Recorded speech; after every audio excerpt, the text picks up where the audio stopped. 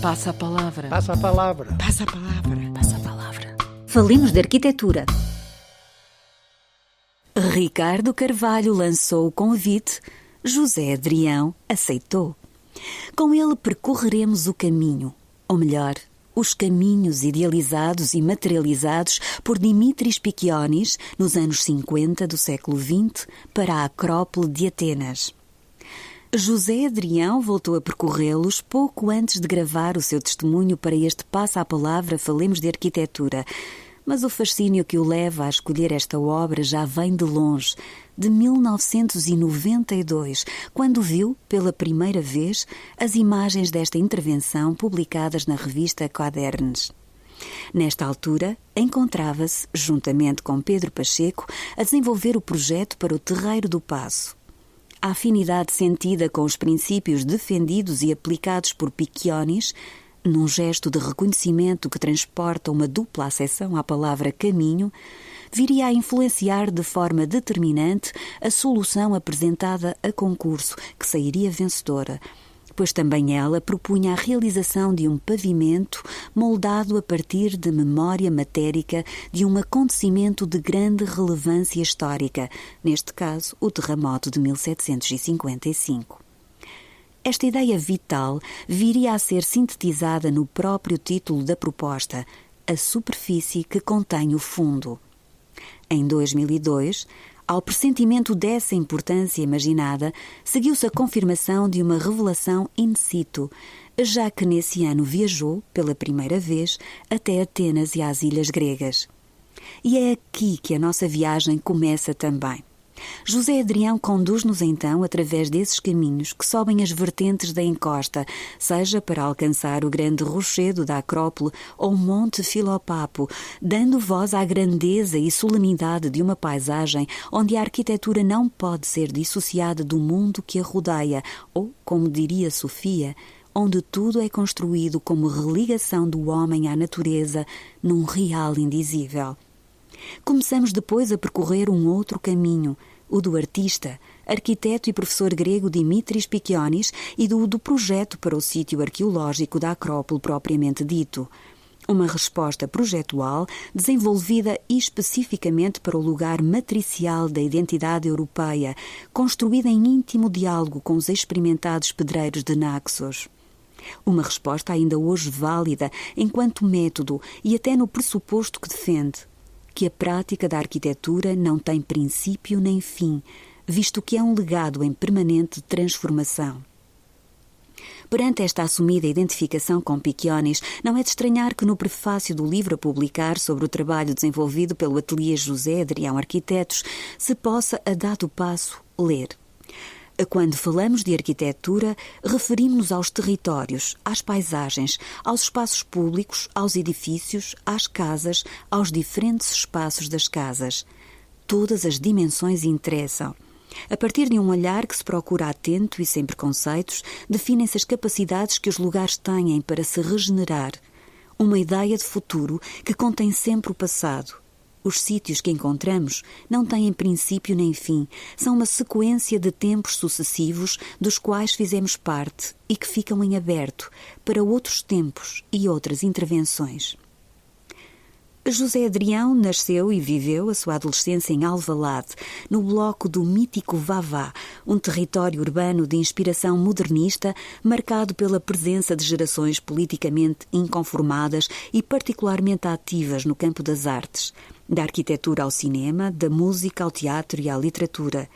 Contudo, a importância dessa vivência urbana teve sempre o contraponto de outros horizontes desenhados pelas estadias na Beira Baixa, na Serra da Gardunha, lugar de origem dos pais. Neste mundo de possibilidades, a frequência da escola de cinema ainda se esboçou, mas a arquitetura acabou por ser a opção final. Primeiro em Lisboa, depois no Porto. Queria ser aluno de Souto de Moura, experimentar viver por si próprio nesta cidade que também era a cidade de Álvaro Siza. Aqui concluiu a sua licenciatura em 1991. Seguiu-se um mestrado na Catalunha e a prática projetual que logo em 1992, com o referido projeto para o Terreiro do Paço, estaria na base da formação do seu ateliê e que sucessivas distinções têm vindo a consolidar. É docente nos departamentos de Arquitetura da Universidade Autónoma de Lisboa e entre 2005 e 2009 foi ainda co-diretor do JA, Jornal Arquitetos. A tempo agora de o acompanhar nessa revisitação à arquitetura metafísica de Piccionis, aos caminhos que nos conduzem à Acrópole.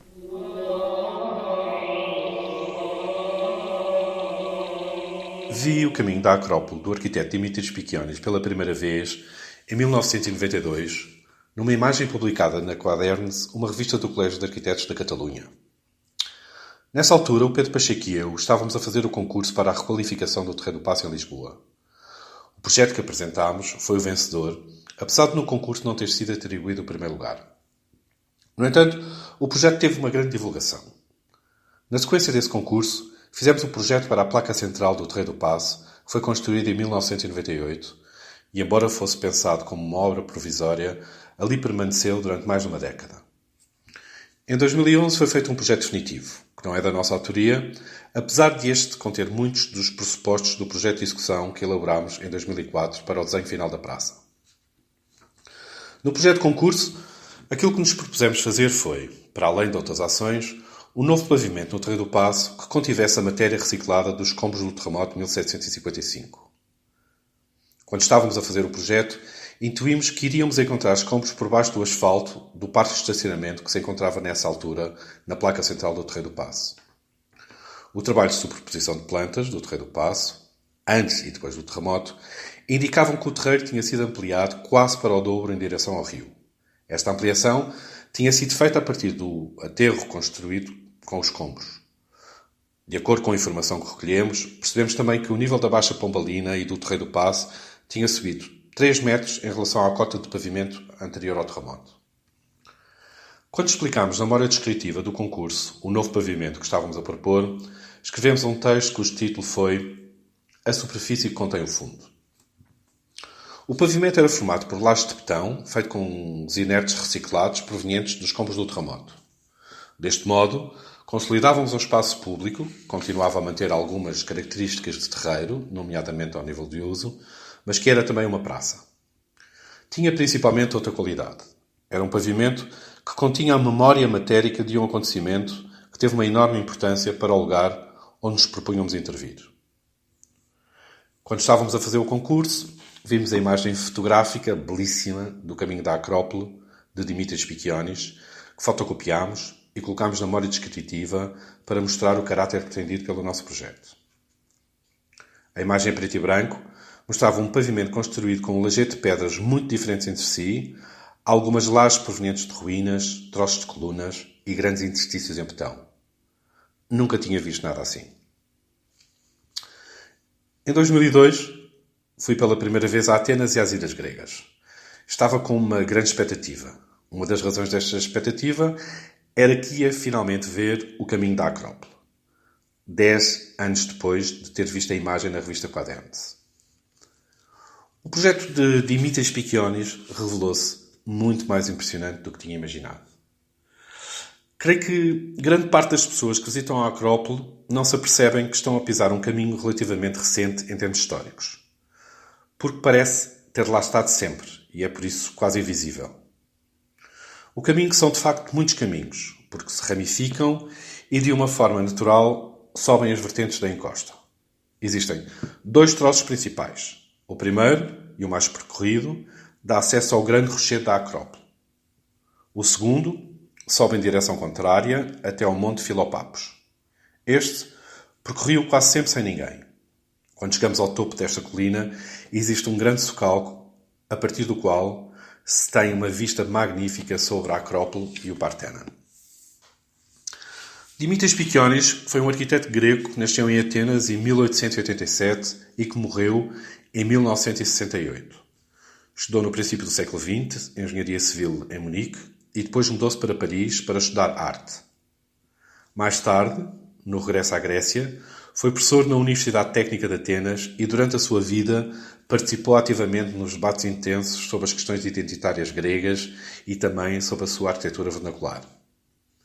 Quando começou a construir o Caminho da Acrópole, em 1954, tinha 70 anos. O projeto Foi encomendado pelo Ministério das Obras Públicas grego, que tinha a previsão de que as obras estariam prontas em 6 meses. No entanto, estas demoraram 4 anos, desde maio de 1954 a fevereiro de 1959. O projeto consistiu não só fazer os novos acessos em torno do sítio arqueológico da Acrópole, mas também trabalhar numa área de 200 hectares, transformando esta vasta área numa zona de proteção a todos os lugares arqueológicos existentes. Para isso foi retirado todo o asfalto que tinha sido utilizado na construção de acessos durante as décadas anteriores e mudou-se a vegetação, retirando as espécies arbóreas e arbustivas que considerou não pertencerem àquela paisagem e plantaram-se novas espécies autóctones da paisagem grega original.